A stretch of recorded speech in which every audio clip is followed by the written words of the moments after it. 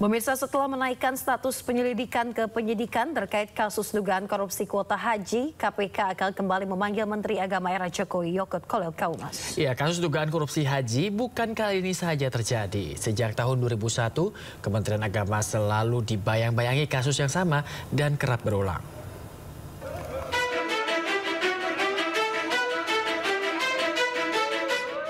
Yakut Khalil Qumas sepertinya belum bisa bernafas lega setelah KPK menaikkan status dugaan korupsi kuota haji dari penyelidikan ke penyidikan.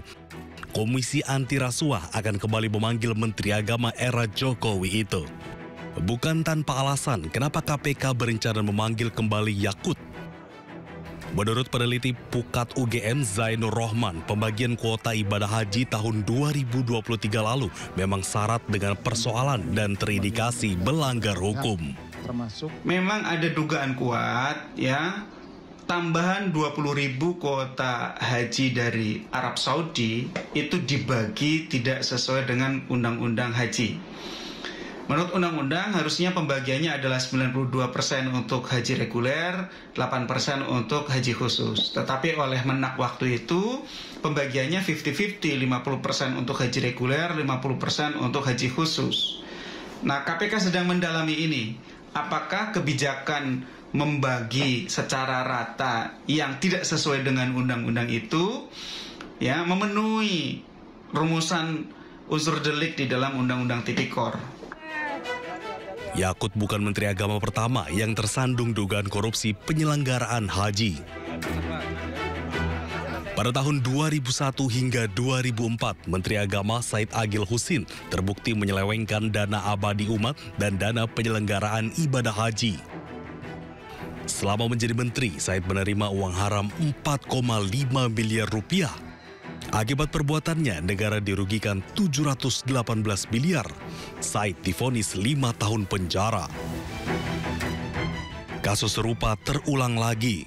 Menteri Agama periode 2009-2014 Surya Dharma Ali terbukti melakukan korupsi dana penyelenggaraan haji dan dana operasional menteri atau DOM. Akibat perbuatannya, negara dirugikan 1,6 miliar rupiah. Surya Dharma divonis 6 tahun penjara. Kini Yakut kembali dibayang-bayangi kasus dugaan korupsi pembagian kuota haji 2023. Walaupun belum menetapkan tersangka, namun KPK mengaku sudah menelusuri aktor utama sebagai pemberi perintah.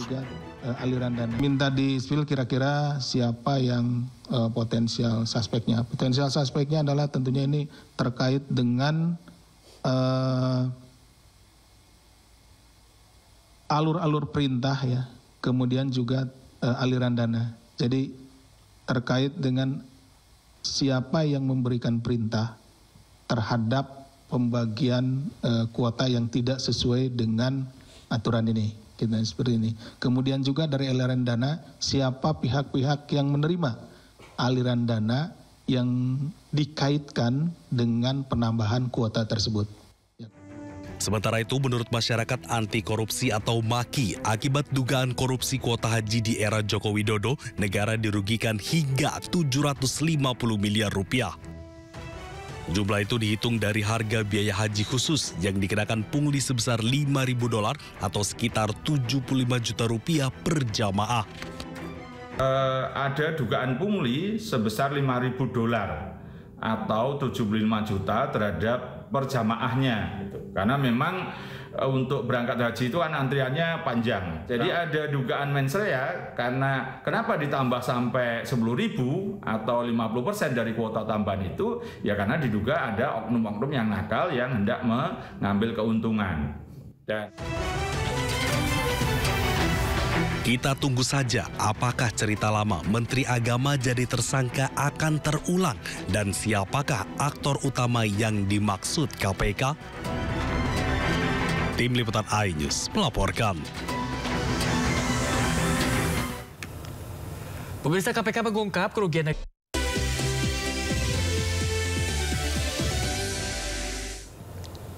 Terima kasih Anda kembali di Sido Today pemirsa. Kita ke informasi berikutnya. Kesal kena tegur petugas usai salah gunakan badan jalan sebagai lahan parkir pengunjung hingga timbulkan kemacetan. Seorang juru parkir liar tonjok petugas dinas perhubungan pada konser Dewa 19 dan Niji di Makassar, Sulawesi Selatan.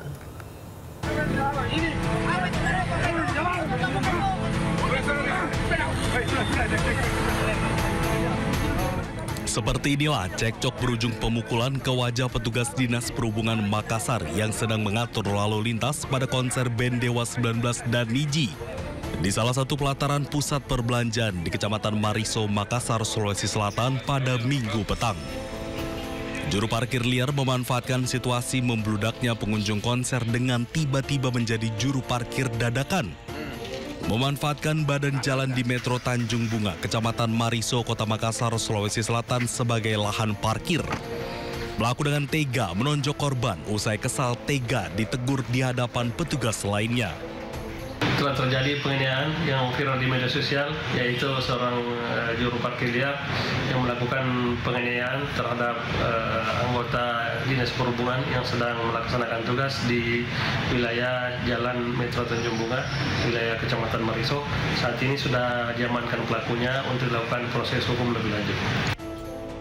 Akibat perbuatannya, pelaku kini ditahan di Mako Polrestabes Makassar guna proses hukum lebih lanjut dan terancam pasal 351 KUHP pidana terkait penganiayaan. Dari Makassar, Syahrul Adiaksa, iNews melaporkan.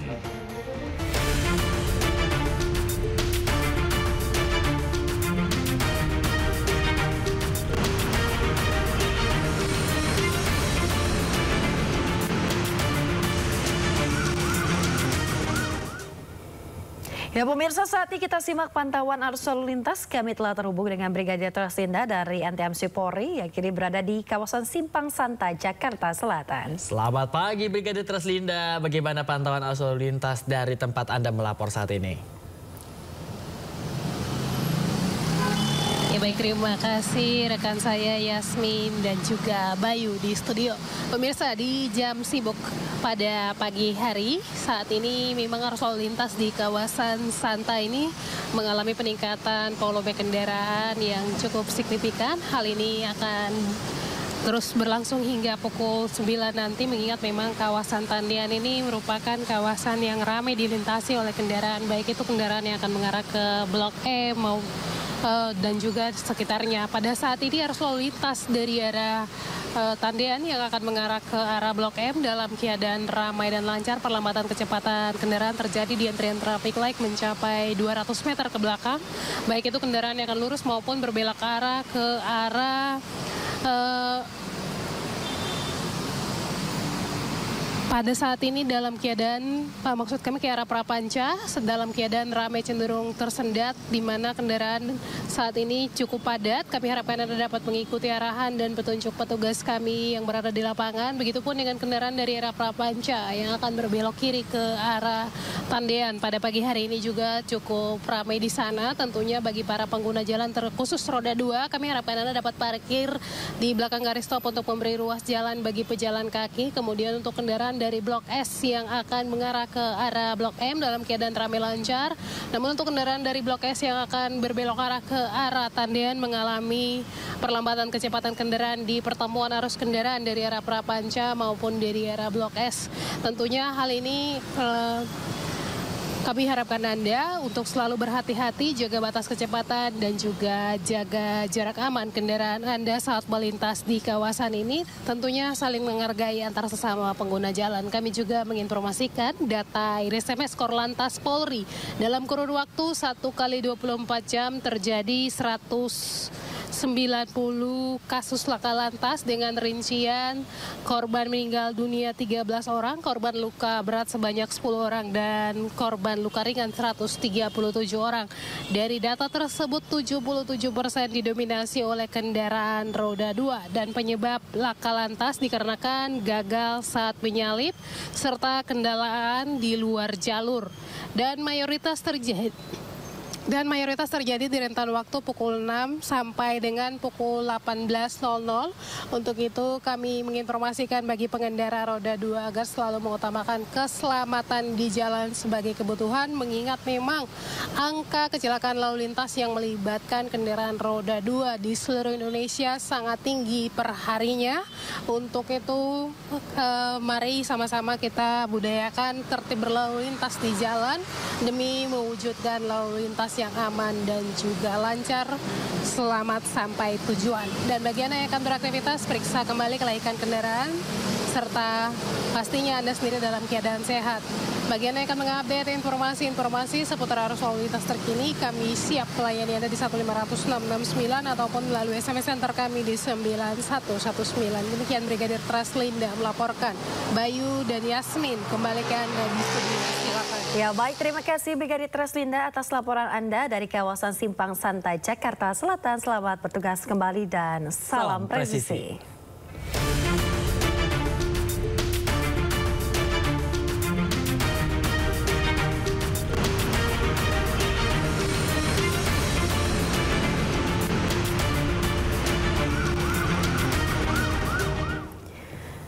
Pemirsa, hujan deras mengguyur aksi demonstrasi warga di kawasan alun-alun dan halaman kantor Bupati Pati, Jawa Tengah.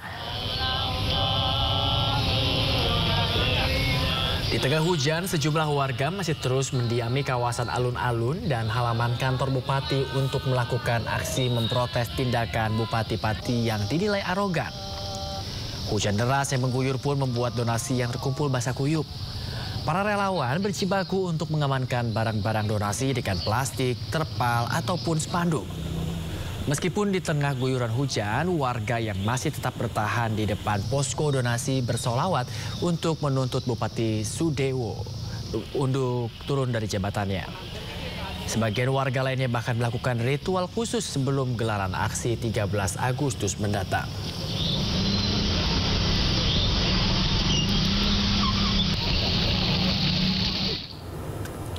Aksi simpati warga di halaman pendopo Bupati Pati terus berjalan. Ya, warga terus salurkan donasi berbagai kebutuhan untuk aksi demonstrasi 13 Agustus mendatang.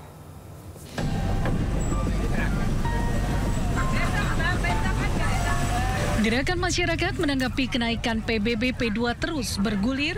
Walaupun Bupati telah membatalkan kebijakan tersebut, warga terus melakukan aksi damai di depan pendopo Pati.